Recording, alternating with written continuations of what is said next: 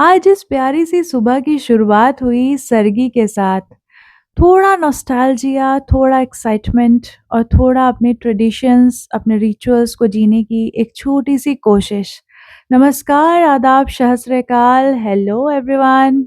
भगवान का स्मरण करते हुए मैंने अपनी सर्गी खानी शुरू की और सर्गी खाते-खाते मुझे पिछले साल इंडिया की इन दिनों की याद आने लगी क्योंकि मैंने और मेरी देवरानी ने पिछले साल एक साथ ही सर्गी खाई थी और बहुत मज़े किए थे सुबह-सुबह। अब बारी आ चुकी थी शाम की तैयारी के लिए, तो मैंने निकाली अपनी प्यारी-सी साड़ी और साड़ी पहनकर मैं हो गई एकदम रेडी। ये आप देख सकते हैं मेरा फुल करवा चौथ लुक, क्योंकि मुझे साड़ी पहनना बहुत पसंद है और मैं साड़ी में बहुत ही कंफर्टेबल फ़ील करती हूँ।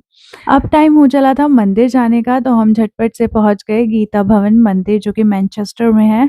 यहाँ आरजी के फ्रेंड की फैमिली भी आई हुई थी और उनके साथ ही हमें करवा चौथ सेलिब्रेट करनी थी क्योंकि ये मेरी फर्स्ट करवा चौथ है यहाँ पे, तो इसलिए मुझे कुछ भी आइडिया नहीं था।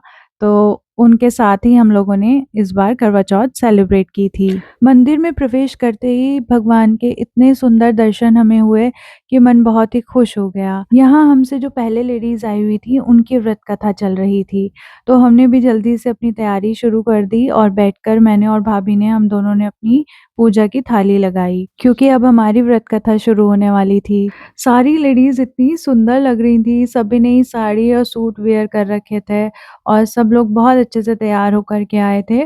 तो अब यहाँ पर हमारी व्रत कथा प्रारंभ होने वाली थी। पंडित जी ने हमारी व्रत कथा शुरू की और शुरू करने के बाद हमने व्रत कथा बहुत मन से सुनी। इसके बाद सभी ने अपनी पूजा की थालियों को एक-दूसरे के साथ सर्कल में घुमाया और पीछे से पंडित जी जयकारे लगवा रहे थे और साथ में पता है क्या कह रहे थे? कह रहे थे, "अरे! आज तो भई किसी की आवाज़ नहीं निकल रही। हाँ जी, भूख लग रही होगी ना सबको, भई आज सभी स्त्रियों का व्रत है।" तो पूजा के अंत में हमने अपनी पूजा की थाली को वार-फेर करके अपनी पूजा पूरी की।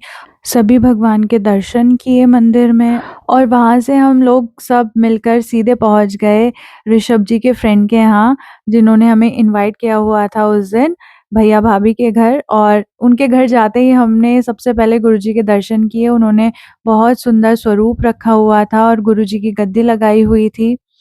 तो गुरुजी का आशीर्वाद लेकर हम वेट करने लगे भई चाँद का। करवा चौथ के दिन चाँद लेट ना हो ऐसा तो हो ही नहीं सकता। नखरे हैं भई उस दिन चाँद के भी। मैं और भाभी आपस में यही बात कर रहे थे और एकदम से निकल आया चाँद। और जैसे ही चाँद निकला तो सारे दिन की थकान, फास्टिंग और सारा इंतज़ार सब कुछ व्यर्थ लगने लगा।